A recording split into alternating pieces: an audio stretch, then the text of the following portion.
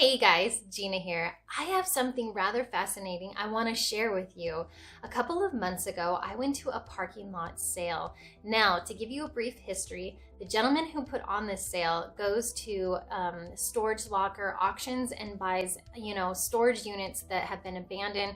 And he goes through all this stuff. He takes what he needs for his business, and then everything else he puts in a parking lot sale. And this happens every blue moon, not as often as I'd like. And you'll see why in a minute. But I was so excited to go. This was the first time going, and I had no idea what to expect. There was clothes, there was housewares, there was games, there were tools, fishing equipment, everything. But over on the side, there were a bunch of these big, I want to call them watermelon boxes. You know, those huge cardboard boxes that they put watermelons in. Anyway, there were a ton of those on the side, and they had a bunch of media. So DVDs, movies, magazine, comic books, anything you can imagine. It was just all thrown in there. Now, the sad thing about this is after the sale is over, everything that's in there is gonna get dumped in a big green can and off to the landfill. So I decided to go over to one of those boxes and I started, picking through the books. I collect children's books, and so I was hoping that I would find some in there. There was a dust jacket to an old horoscope book. Now I know that people collect those too, so I thought, oh my gosh, if I can find this book, I can resell it. I am not really a reseller. I do come across some stuff every once in a while and sell it, but that's not my thing. I'm more of a vintage holiday collector, but I know that there's certain items that other people would really want and enjoy, and if it's just gonna get thrown away in the trash, why not save it and sell it to somebody, right? So I just start pulling books out and I'm looking for this horoscope book, and there's this huge cabinet on top that's hindering me from seeing on the other side. So I get as far as I can and I'm like, okay, I'm gonna have to dig deeper in this box. I really wanna find this book. So I ask for some help, I get that cabinet off the top and I start digging in there. And then I start seeing some old role-playing books. And at first I'm like, that's not what I'm looking for. I'm just gonna keep going. But as I dig deeper and deeper into this box, now mind you, I'm inside the box now digging because I'm determined to find this horoscope book. I just find more and more like Dungeons and Dragons, role-playing games, and the dates on them are from the 70s and 80s. Now my mind's starting to shift. Okay, forget this horoscope book. You have got a treasure trove of old vintage role-playing game books, manuals, maps, all this stuff here. Mind you, I know nothing about Dungeons and Dragons or tabletop role-playing. I just know that people would not want to see this go in the trash, and there might be some gems in here. So I switch my focus. I'm not gonna find that book, and I just start collecting anything and everything that looks like role-playing. And I end up with 2 full Bankers boxes full of random, and I'm gonna tell you, it was messy, random stuff. Now this stuff had just been thrown into this watermelon box, and it's kind of sad because some of the pages got crunched, some of the stuff got ripped and torn, but you guys, I saved so much history and I'm so excited to share it with you. And thank you for listening to that story if you did, because this is fascinating to me. I did not realize how much there was. I just always heard Dungeons and Dragons growing up, but I didn't realize how many different books and manuals and games that there actually were, and how many spin-offs and different genres and themes that they came up with. This is so unique. Another hard thing going through that box was deciphering from the stuff that was naturally Dungeons and Dragons from stuff that wasn't, but still worth something. And there was a whole bunch of these what looked to be, just something off of a typewriter that had been photocopied and stapled together. These are actually just as important as those Dungeons and Dragons books. So this is something that somebody had put together, I think locally, and then you could have a subscription to and get those mailed off to you. So yeah, there's just all different kinds of games, which is pretty cool. And I think I have most of the 40s for this set, if you guys know what that one is. I am going to be listing this. I am going to be selling this so a collector can have this in their collection. I am so super excited because some of these are worth a lot of money. And the fun thing was to look them all up and find out how old they were and what they're going for on eBay. And I'm just gonna tell you here, I have a couple of them that I think is gonna blow your minds. So since I really don't know that much about role playing, I can't give you too much technical information about these manuals, but I can definitely show you the pictures and the imagery and the fun things that are inside. First off, we have, you know, our official Dungeons and Dragons. This looks like this is from 1981. This is actually some kind of a screen. This is probably for ease of use of knowing, you know, how many points or whatever. I told you I really didn't know much. Just bear with me, some of the stuff is pretty cool. But I think this is a manual for knowing, you know, if you roll the dice, how much things, like points, like a point system, there you go. So maybe I do know something. But yeah, here is the original, you know, this one is from 1978. And there's all kinds in here of these manuals. These are all from the 70s and early 80s. Then they even had hardcover books. So that's pretty cool. So somebody could have had a whole library of those. And these are probably a lot easier to display on a shelf. But yeah, I picked up a couple of those. So for instance, this one is Dungeon Module D1-2, Descent into the Depths of the Earth. The highest one sold for $71 and the lowest sold for $15. So I guess I'm just gonna have to do a little bit more research and find out like item condition and, you know, value of that. But I'm just fascinated. I collect old haunted house comic books, and I just love all of the graphics and the illustrations that they have on there. And this was pretty fun to find. So everything that you see, it's just so vibrant and colorful on these manuals. And they're all different. They have different themes. So you'll have a space theme, you'll have a war theme, you'll have fantasy theme, you'll have kings, you'll have Egyptian, you know, I mean, it's everywhere. I'm sure there's underwater, mountain, all of that stuff. Like here's another one. So this one was from 1981. This one was from, the first one was from 1981 too. But this one actually has an extra packet inside of it.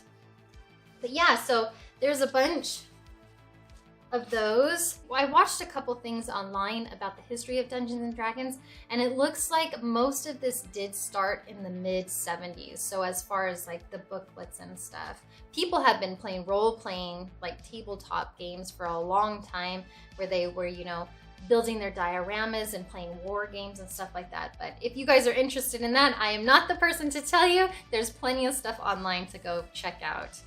When I first started digging, I just started taking out the Dungeons and Dragons stuff because I recognized that.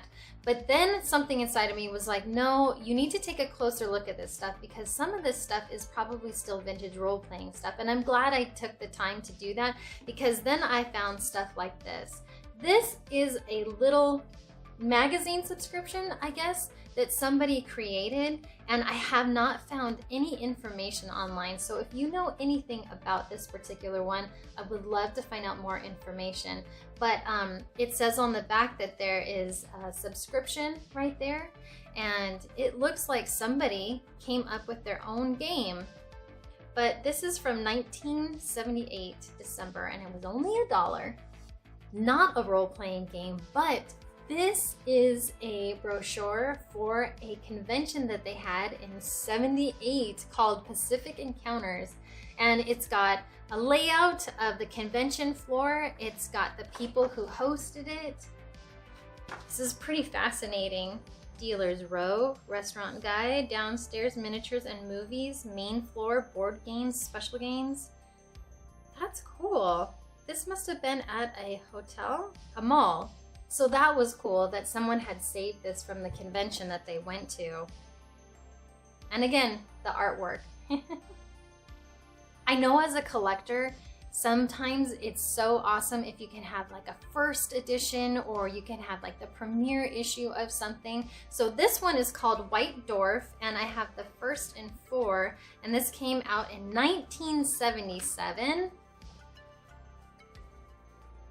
And the first issue is kind of seen a little bit better days. It looks like it kind of got stuck on something.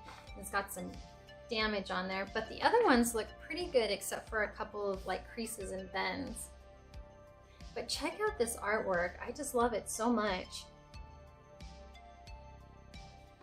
This one has an article or a game called Alice in Dungeon Land. How fun does that sound?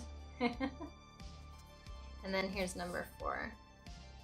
I don't know if they made more past this. I can look into it, but I just thought it was cool that he had 1 through 4. These ones can fetch quite a good amount of money. It really just depends probably on condition. Speaking of games that go for quite a bit of money, this next one I'm going to show you. When I was going through this stack, I was just going through the eBay listings of sold comps. When I got to this one, my jaw hit the floor. But here it is. This is a Dungeon Master Kit #1, Palace of the Vampire Queen. And just looks like, you know, a black folder. But on the inside is the complete 24-page set of the game. Now, there's a couple bends or like, you know, to some of the pages and a little bit of creasing and wrinkling, but it is in very good condition. It's got a map, it's got the point system, it's got the game inside. It tells you all of the different characters.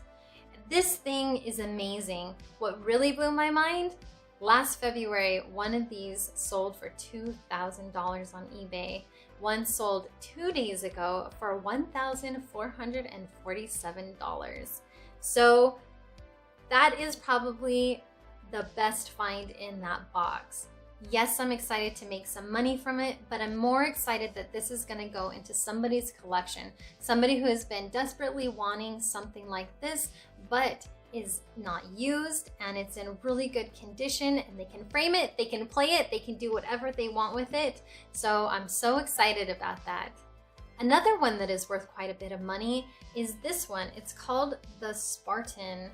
It's a simulation gaming journal. It went for $3 back in the day, and it's featuring the Warlock.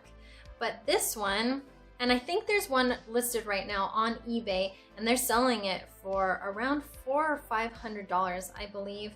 But it's just another, it looks like somebody took the time to print this on a typewriter, and it's got all of the numbers inside. I wish I knew more about this so I could give you guys some more stuff, but it's got some ads in there. But yeah, so this one is another one that is valuable and worth quite a bit of money. Thankfully, this one was in a bag, and so I was able to save this one. This one had 2 games in it. This one, I'm not sure. I've done some research. I'm not sure if it's attached to it. I don't think it is, but it's still in the Greek kind of mythology. So this is called Raiders and Traders, and it's the heroic age of Greece. This one came out in 1979, but what was also in the bag was this game. This game is called Troy, keeping with that Greek theme. But here's the manual. This is in really good condition. Thanks for putting it in a bag. But this almost looks brand new, never played. I mean, it definitely is in pristine condition. But what was cool is that it actually has the game pieces with it. So it has cards. And these haven't been cut yet, where I saw another one that was listed that had been cut. So this, like I was saying, I think this is brand new. I don't think he ever took it out. I don't think he ever played it. I believe that this map goes with the game as well.